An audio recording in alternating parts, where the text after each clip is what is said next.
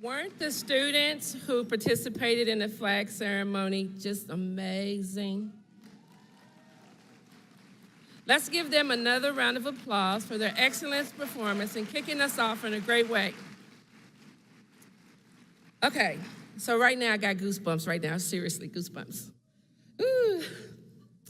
I'm so honored today to introduce the First Lady of the United States, Dr. Jill Biden. Dr. Biden has dedicated her life to supporting military families, advocating for increasing educational opportunities, and working to end cancer as we know it. As a classroom teacher for over 30 years, she has advocated for increased educational opportunities for all students of all ages. She personifies this quote from Mahatma Gandhi, one of my favorite quotes. If you are to reach real peace in the world, we should have it to begin with children. From champion universal preschool, free community college, increased access to students to broadband. Can y'all tell I'm nervous? She's just like right there. And more affordable options for higher education. Dr. Biden continues her work promoting accessible, quality education for everyone. She also, this is the fun part, she also continues to teach English and writing at Northern Virginia Community College, where she has been a professor since 2009. I know, right?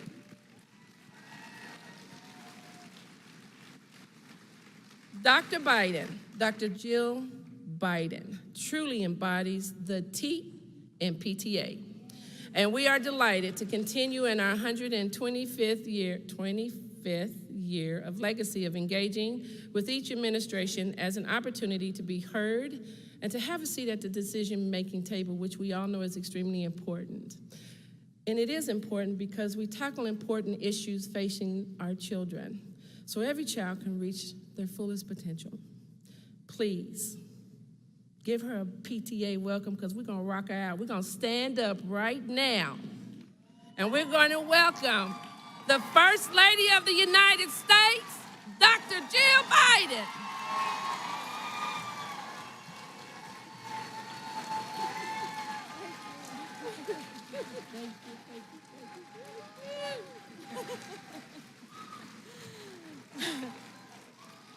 Thank you. Thank you so much. Thank you. Where are you, Delaware?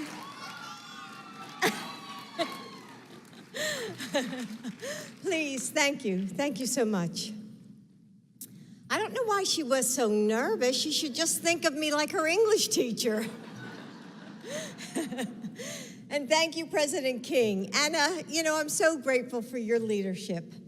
And President-elect Johnson, as a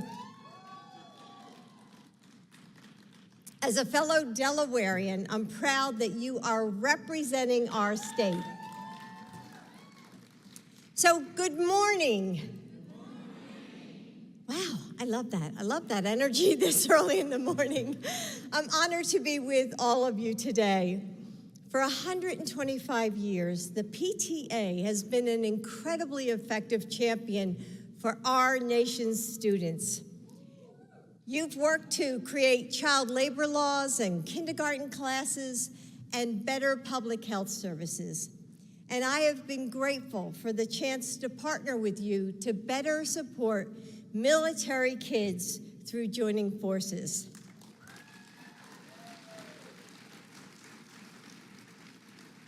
I believe that your success can be traced back to your roots, the values of your three founding mothers, Alice, Phoebe, and Selena. See, I read your website. You didn't know that, did you?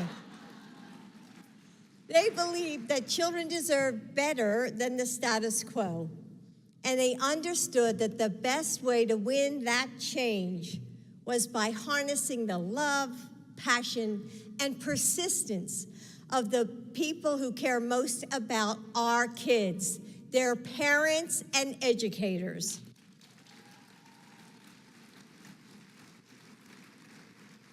Like your founders and many of you here, I am both a mother and a teacher.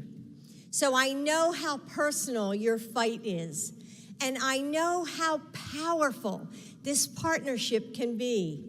And that's why I've been frustrated by those who've tried to divide us in these last few years. From reopening schools to class curriculum, we've been told that parents and teachers are at odds. But as I visit schools and I meet with families, that's not what I've seen.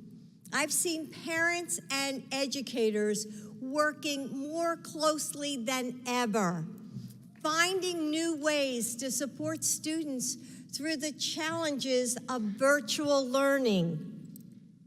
I've seen teachers and counselors who check in on struggling parents and families calling for better pay for our educators.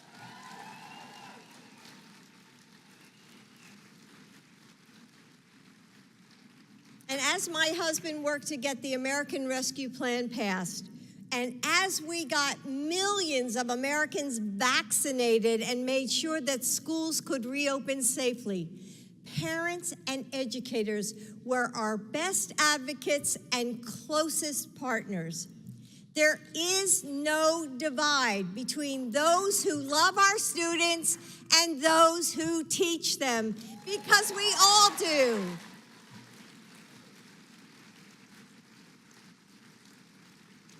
Parents, we know that we are our children's first teachers.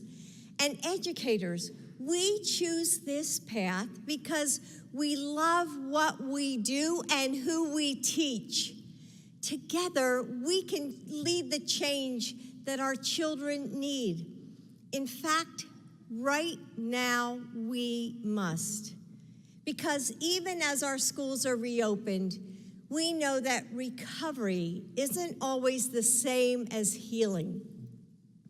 Our students are still wrestling with the aftershocks of this pandemic, the isolation, anxiety, and sorrow. I hear it so much. Parents who are worried that their kids are having a hard time, catching up after learning virtually. Educators who tell me that they're burned out. Students who are dealing with the trauma of loss and grief. Joe and his team are working hard to ensure that students have the mental health and academic support they need and to keep them safe.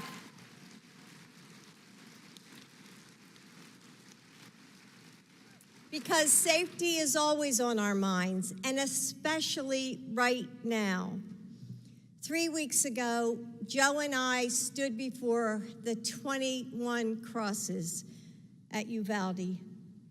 I touched the pictures of the bright, beautiful faces that would never again laugh or open birthday presents or tell their parents that they loved them. And I laid down white roses on a sea of colorful flowers, the offerings of a town broken by grief, just as I had done in Buffalo, New York, 1 week before. As a teacher, I've imagined that scene in my own classroom again and again. At the start of each semester, I'm sure all of you in here who are teachers do this. You explain to your students on the first day a pathway to get out if a shooter comes into the school so that they're prepared. I explain it to my students because, they need to know what they should do if the worst happens. And though I now go to work with the Secret Service, I've often wondered over the years, and it's true, this is my I think I'm going into my 38th year of teaching.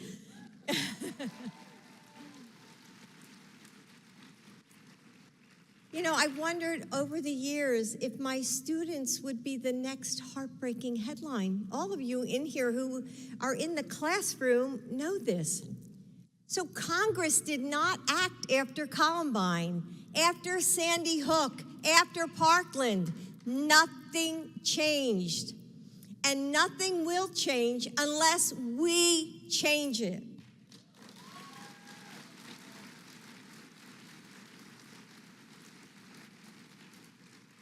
Joe has called on Congress to pass common sense gun safety reform.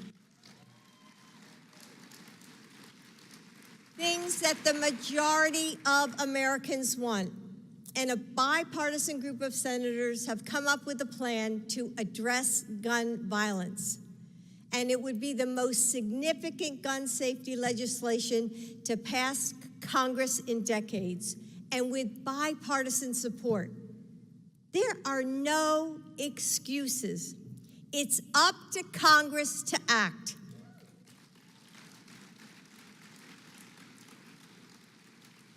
And they represent the will of the people.